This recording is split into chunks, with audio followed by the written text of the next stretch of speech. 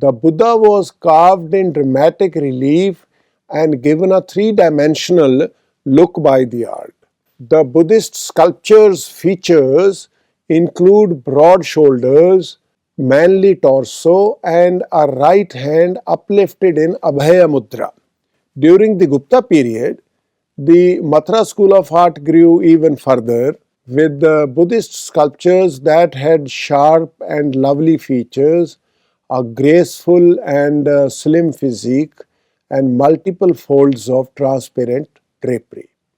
Mathura's Kushana Buddha or Bodhisattva images served as templates for the Gupta period's more magnificent instances.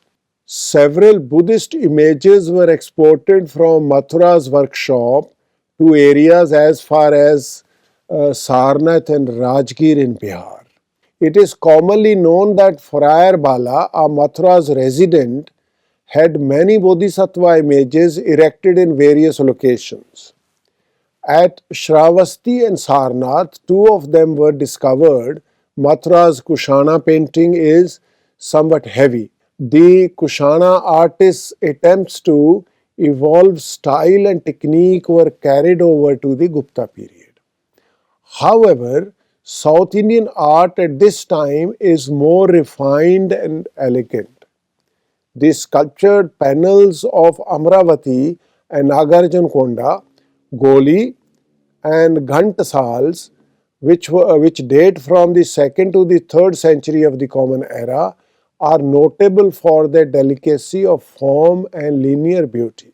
Mathura art sculptures and figures constitute one of the most influential art schools in the country, influencing other contemporaneous and later types of art. Numerous characteristics distinguish Mathura as a distinct and significant school of Indian art. The Mathura school is the cornerstone of India's major art mansions. It was not until the first quarter of the 20th century that it became fashionable. Mathura was expected to be the Indian equivalent of the Hellenistic art traditions, but it did not get the acclaim it deserved. Amravati School of Art.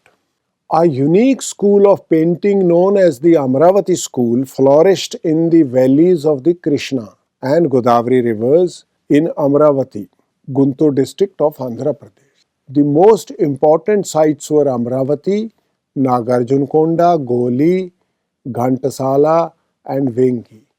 Because Vengi was the most important site, it was also called Vengi School of Art.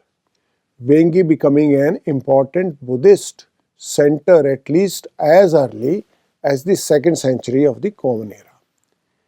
Vengi Amravati, as described by Kumaraswamy, is the most voluptuous and delicate blossom in Indian architecture. In this art, the human figure replaces the plant and is depicted in all of its elasticity, exuberance, and pliability. Scene after scene teem with towering cylindrical figures with robust torsos in all poses and altitudes, sitting, standing, bending, soaring, dancing, and hovering with incredible suppleness of movement. Even though the goal of this work is to narrate the Buddhist legends in excruciating detail, it is the most sensual art yet when compared to the Mathura school. Amravati's sensuality appears to be more delicate and subdued. The Amravati art expresses a pure joy of being alive and a passion for life. Though it began in the middle of the 2nd century BCE, it did not fully mature until the Satvahan period. Amravati, the capital of the Andhra dynasty, is located on India's east coast, not far inland. The Andhra monarchs met the Hellenized people of the western satrapies and the people who had been enslaved successively by the Maurya and Shunga dynasties through their conquests. They were excellent builders, erecting multiple Buddhist stupas, the greatest and the most well-known of which is located in Amravati. Amravati Stupa is one of the masterpieces of this school of art. The first and second centuries of the Common Era were the most prosperous periods for the Amravati Stupa. However, evidence of construction activity dates back to the 3rd century BCE. Pradakshina path of the stupa, that is circumambulation path, is encompassed within a Vedika shown with extensive narrative sculpture.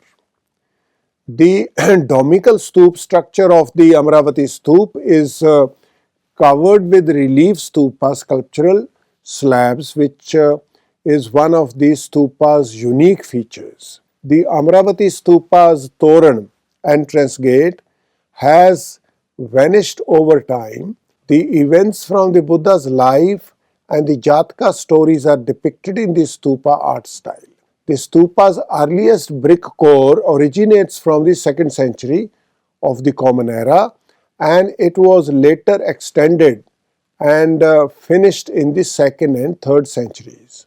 In the 12th century, it was still standing, but local despots, desperate for building materials, had it gradually dismantled. More slender outlines and more natural movements are in accord and rhythm with the composition in the beautiful carvings of Amravati. Many people are represented and they are well rendered, their expressions are realistic, and the scenes are narrative and lively.